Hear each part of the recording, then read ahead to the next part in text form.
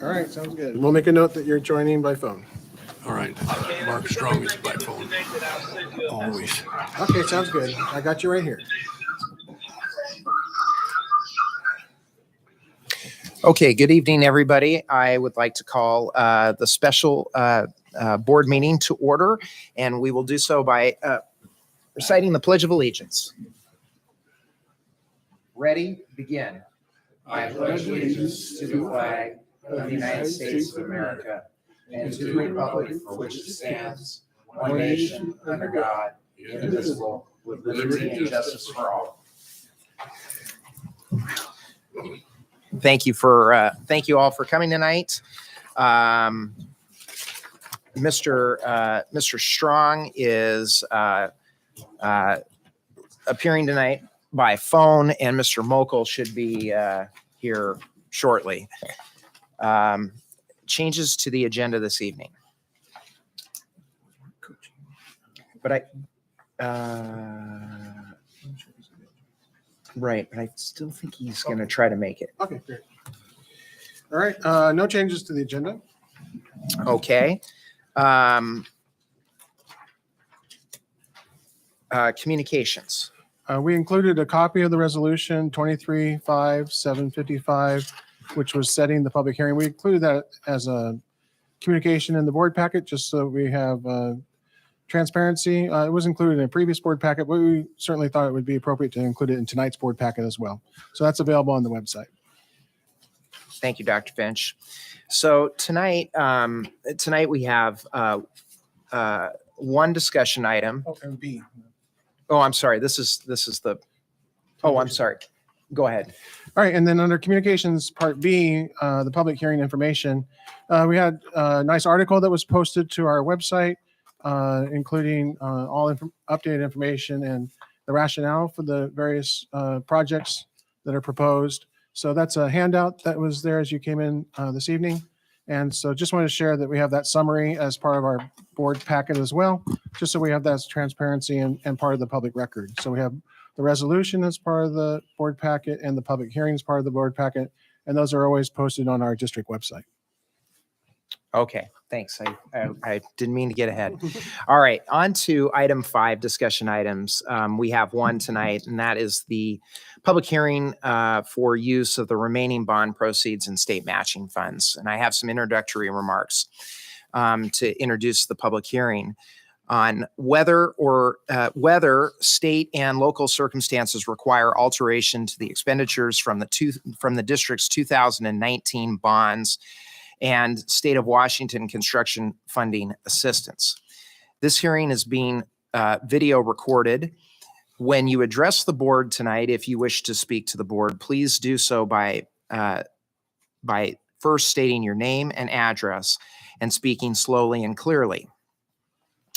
By way of background, the district's 2018 bond election resolution, which was approved by the voters at the February 12, 2019 special election, listed specific capital improvements to be paid from the district's 2019 bonds and any of the state of Washington construction funding assistance, which improvements are collectively referred to in this hearing as the 2019 improvements.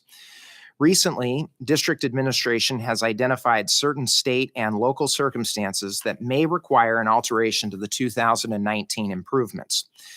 The purpose of this hearing is not to answer all questions about state and local circumstances or any alterations to the 2019 improvements. Instead, it is to allow you an opportunity to present information and your views on these subjects to the board. Please limit the information you present to these subjects. Questions will be noted and may be responded to later in the hearing by district administration or its consultants. The board will take action only at a future meeting, which we are scheduled to take up next week at our regular school board meeting.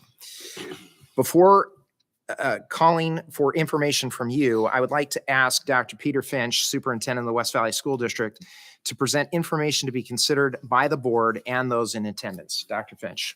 Thank you, President Thorner. Before my presentation, I'd like to highlight a few of the statutory mechanics for this hearing. Under state law, the district may alter the 2019 improvements that were originally authorized in the 2018 bond election resolution approved by voters. To make such alterations, the board must first conduct a public hearing, which is what the board has called for today. After taking into account the state and local circumstances and public testimony presented at this public hearing, the board may order alterations to the 2019 improvements at a future public meeting. Let the record reflect that prior to tonight, notice of this public hearing was given in advance publication in the Yakima Herald Republic, a newspaper of general circulation within the district. This hearing is primarily for public comment, so I will present only a summary of the information regarding the proposed alterations to the 2019 improvements. A more detailed background may be found in resolution number 2305-755, adopted by the school board on May 23rd, 2023. This resolution has been posted on the district website since May 24th, 2023. Copies of the resolution number 2305-755 are also available for review upon request. Since the adoption of the 2018 bond election resolution, the 2019 election, and the issuance of the district's 2019 bonds, the following state and local circumstances have occurred related to the 2019 improvements. A, the 2019 improvements have been completed and due to A, significantly lower than anticipated construction costs, B, prudent and effective project and fiscal management by the district, and C, receipt of state funding assistance in excess of the amount anticipated when the board adopted the 2018 bond election resolution. The district expects to have approximately $6 million of unspent excess bond proceeds from the 2019 bonds and $13.1 million of excess state funding assistance. B, additionally, existing conditions at school facilities, including health, safety, and security needs, and educationally outdated infrastructure, and the requirements for educational programs, create an immediate and ongoing need to upgrade, modernize, and improve certain district facilities, systems, and equipment, and acquire land, all of which were not originally included in the 2019 improvements. C, finally, debt service on the outstanding 2019 bonds may be reduced through a legal defeasance of a portion of the bonds, thereby achieving a savings to the district and a corresponding reduction of future excess property taxes for district taxpayers. Based on these circumstances and after research and analysis, A, district administration recommends that the board alter the 2019 improvements to permit the district to use the excess bond proceeds and the excess state funding assistance to pay costs of the following alterations, collectively referred to in this hearing as the alterations. 1, replace and or repair roofs at Cottonwood, White Hollow, and Mountain View elementary schools. 2, upgrade and modernize and or improve heating, ventilation, and air conditioning systems and equipment at Cottonwood and White Hollow elementary schools. 3, upgrade, modernize, expand, and or improve the parking lot and water well and emergency generator at Mountain View Elementary School. 4, make capital improvements at West Valley Mid-Level Campus, including but not limited to upgrading, modernizing, and or improving water piping, auditorium storage, seating, and accessibility, gymnasium bleachers and heating, ventilation, and air conditioning systems and equipment. 5, upgrade, modernize, and or improve field, bleachers, press box, track, and other athletic fields and facilities at the West Valley High School and Innovation Center. 6, upgrade, modernize, and or improve single-use restrooms throughout existing schools and facilities. 7, acquire land as sites for new and expanded facilities of the district. 8, make other health, safety, security, technology, and infrastructure improvements throughout existing schools and facilities. And 9, pay principal of and interest on, in other words, legally defease, a portion of the outstanding 2019 bonds. B, district administration also recommends that the board adopt a new resolution that amends the 2018 bond election resolution to incorporate these alterations. I would like now to introduce the district's pre-marked exhibits, which are contained in these these binders and consist of a variety of documents related to the 2019 improvements, the state and local circumstances, and the alterations. These pre-marked exhibits are available for review upon request. I recommend that no effort be made tonight to arrive at a conclusion regarding any alterations. The law does not permit action until the subsequent public meeting. Thank you very much. Thank you, Dr. Finch. We will now move into the public testimony portion of tonight's hearing. Each person wishing to speak will be given an opportunity to do so for a period not to exceed 3 minutes.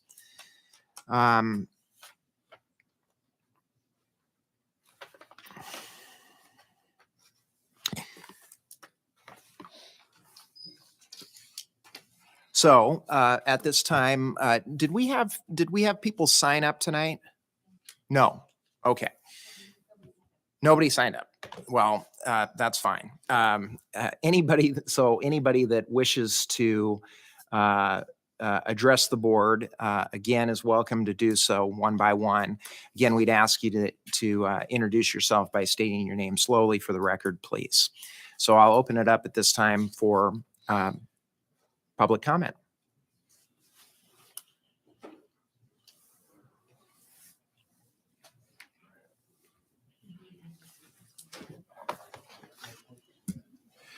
And we asked to use the microphone so that the people that are online can hear. We're streaming this via YouTube streaming. I believe Mr. Strong is part of watching the YouTube streaming.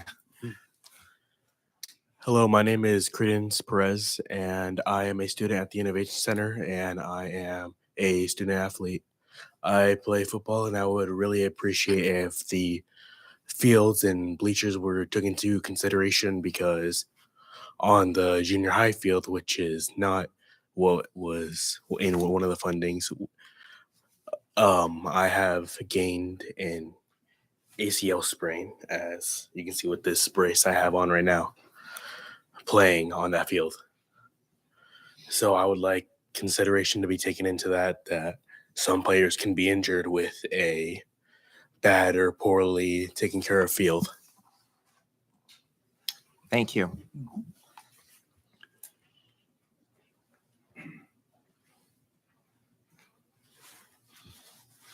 Hello, my name is Jamie Perez, and I live at 208 North 78th Avenue here in the West Valley area. That's my son, and he is an incoming freshman. And as you can see, that he was injured on a West Valley field. I'm a proponent for a new field. I've been across coaching grid kids in spring football for many years. I've seen much better facilities than what we have here from what would be considered poorer communities. I think going to these fields and seeing what we have to offer is, quite frankly, disgraceful for our players and for the parents that would need to take care of such injuries that come from playing on these fields. Undulations, patchwork. It's for where we're at. I believe that we should have better facilities. I don't think that that the money that is budgeted for the fields, if we don't use that now, and we will eventually have to fix these fields or repair them or build new ones, will then become a much larger cost. I'm an electrician, project manager, and a estimator, and costs have only risen since I've entered into that profession. I've never seen anything come back down. So I can give you an example that when I first started 30 years ago, I could go do a service change on a house for $1,200. Who's had a service change here for $1,200? Mm-hmm. Now you're looking at $3,200 for that same job. So to give that money back, and whatever credit or however they dole it back out, and to lose state funding, I think is a bad move. I think we take the money, we repair what we have, we add new chillers to our infrastructure that we have now. We put in a new field. We take this money, we use it for the good of West Valley, good of the students, the good of the community. New chillers, new air conditioning units and such will be more efficient and will therefore electrical bills should be coming down for your power costs. So I'm pretty sure inflation's not going to be coming down anytime soon. So with the rise of electrical that I've seen, and we're always getting 6-month updates of 6%, 13% costs just on electrical equipment itself. Once you start paying it, they never bring it back down. I've never seen a decrease in the cost of electrical equipment. So I would like to see that the fields get built, that everything get new chillers, new air conditioning, new bathrooms, everything for the good of the community. Thank you. Thank you.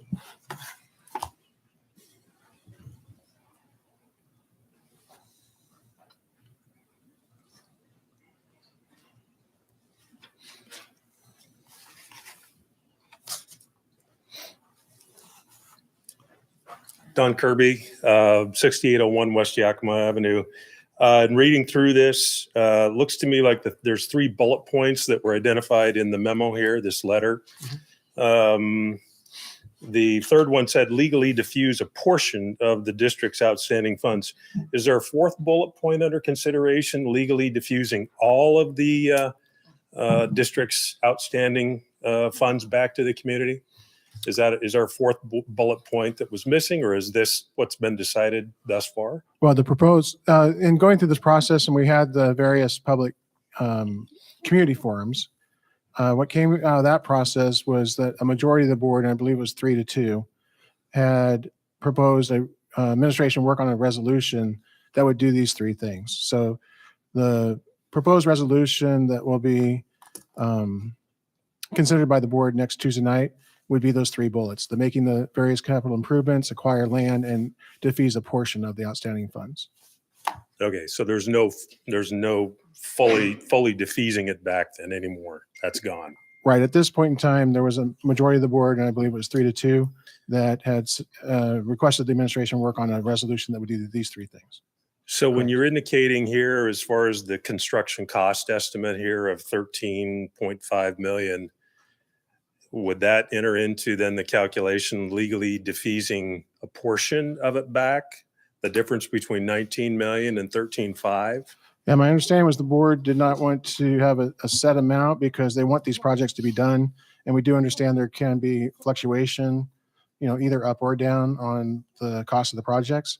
So they identified projects that they wanted accomplished, and then allow the resolution to have that flexibility, and then provide the opportunity after the projects are completed to defease the remaining portion. Okay. Question then, what level of confidence does the board have with regard to these estimates as far as true value? Are they reflective of today's cost, or are they reflective? Is there some sort of an escalation factor in here? Right. We Or would is not there- know the actual cost unless we went out to bid on these projects. And very few of these have been out to bid. I believe some of them are part of a state bid contract, but majority have not gone out to bid. So they are estimates. There was a contingency basically in some of these projects to allow if there is some inflation. But again, most of them are estimates, not bids that have gone out for a formal bid. Who developed the estimates? That was our business office. So that's under the leadership of Joe Conley, Assistant Superintendent. Okay. So you have confidence in these numbers then, Peter?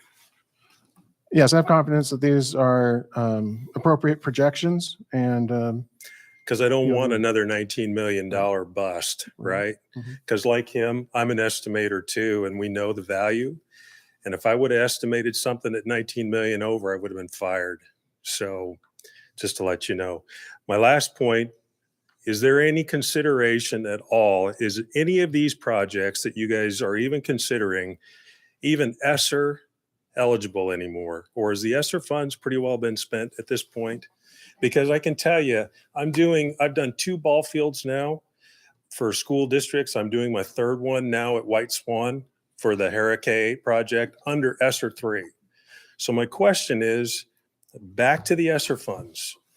And it seems like, you know, we've talked about this, but I just don't have a good reply. Maybe you've provided it to, you know, to us, but why aren't some of these projects being considered for ESSER? Well, we were very Because happy there's to. so many, not only ball fields, but HVAC, boilers, everything. So I'm just curious where those funds have been expended, and could you basically use some of that and reduce this amount and defease then some back to the community if you're looking at the difference?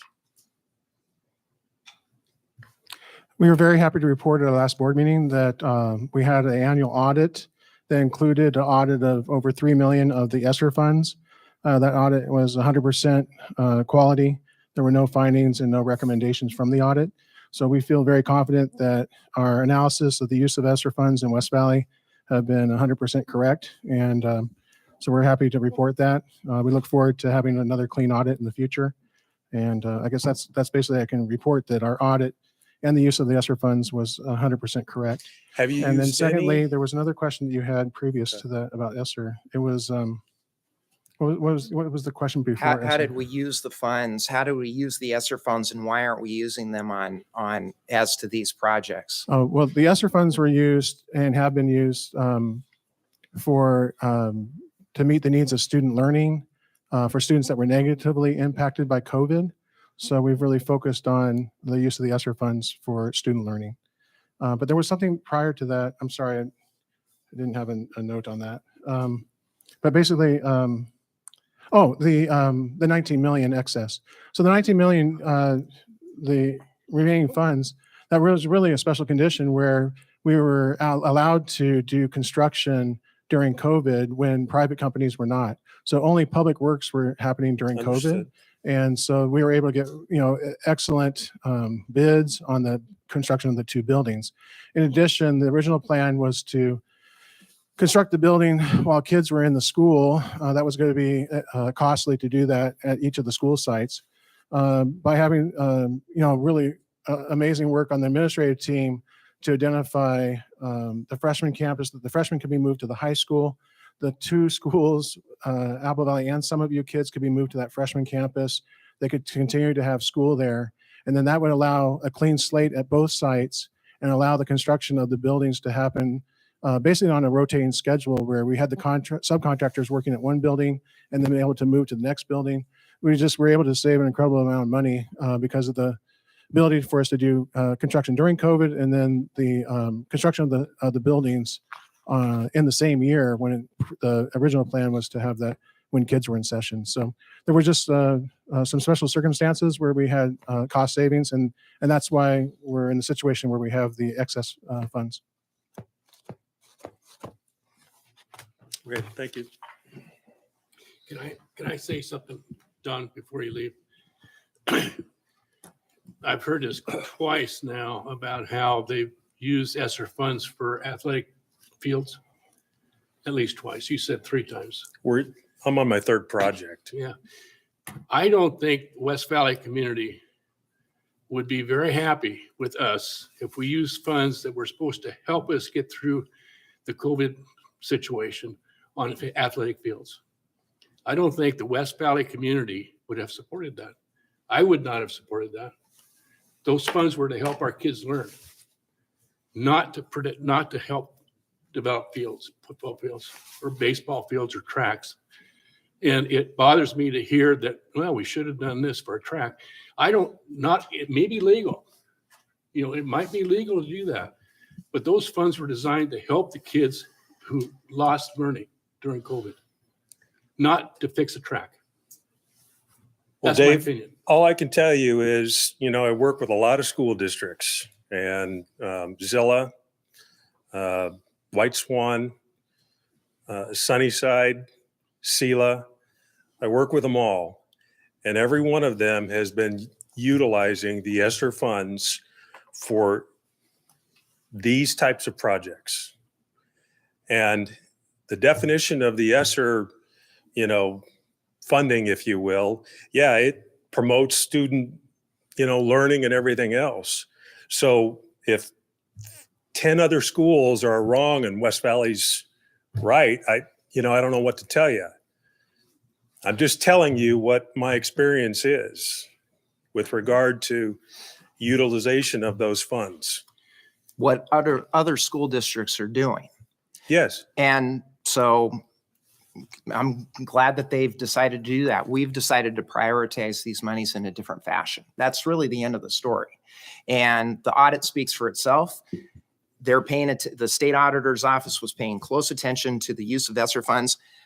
We are responsible for the financial management and the use of these funds in a way that does not place the district in harm's way for audits. And we successfully got through that process. I appreciate that you disagree with how we've spent the ESSER funds, but I concur with Mr. Jager. This district prioritized how we would use those funds in a certain manner. Other districts have done what they've done. That's fine. I don't know what to say other than that. Okay.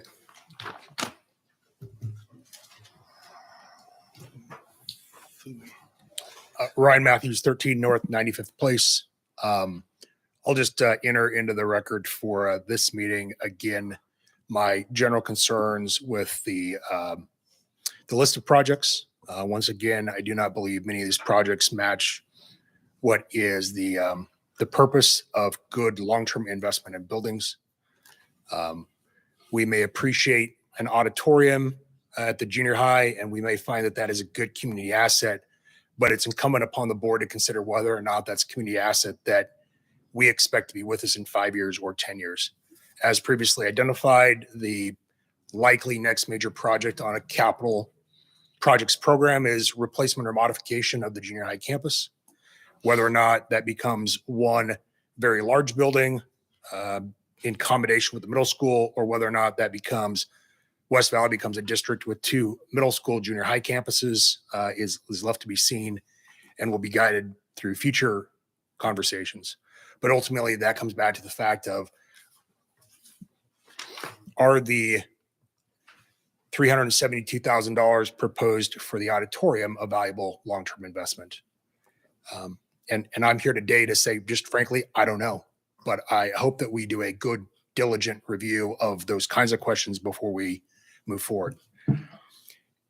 As I've also identified in the past, I think we're missing the opportunity to consider whether or not some of these proposed projects can be better leveraged with energy savings, specifically through the ESCO process. ESCO is the right kind of approach when you're talking about chiller and boiler replacements. They're about capturing the future cost savings of those energy consuming devices and using that future savings to pay off those components. So there's a lot of ways that we may be able to better use those dollars. So that's again my comments. I do not feel as though this current list of projects does a good job answering the question of where will West Valley be from a facilities perspective in 10 years, 15 years, and 20 years. They, in many cases, are current needs. They, in many cases, are areas that the district will have a benefit to accomplish, but I do not know that they balance the current and the long-term considerations well. Thank you.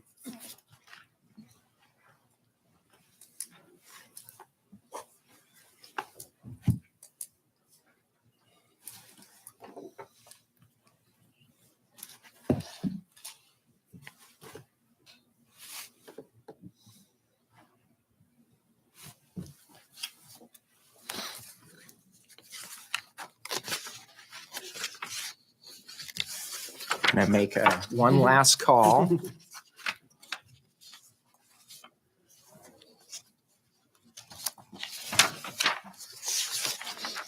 Going once, going twice. Okay.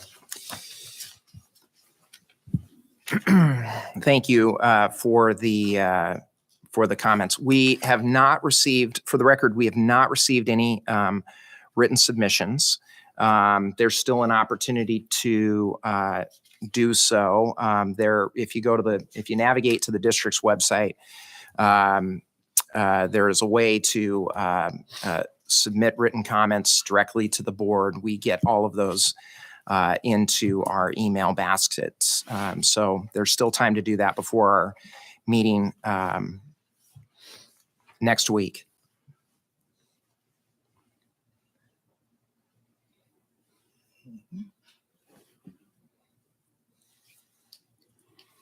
Again, I'll make a final call. Are there any others that wish to speak concerning state or local circumstances that should cause any alterations to the 2019 expenditures? The record will reflect that no further speakers came forward after that call. We thank you for your participation. We will consider these views together with all other information that has been presented and reach a decision about any alterations at our upcoming meeting next Tuesday. I'd like to excuse Mr. Mokel. I know that he was going to try to make it, but he had another engagement that kept him. So I'll move to excuse Mr. Mokel tonight. I'll call for a vote. All those in favor, please signify by saying aye. Aye. Aye. Mr. Strong? No, Yeah, lost him. no, he's still there. You want to unmute yourself there, Mark?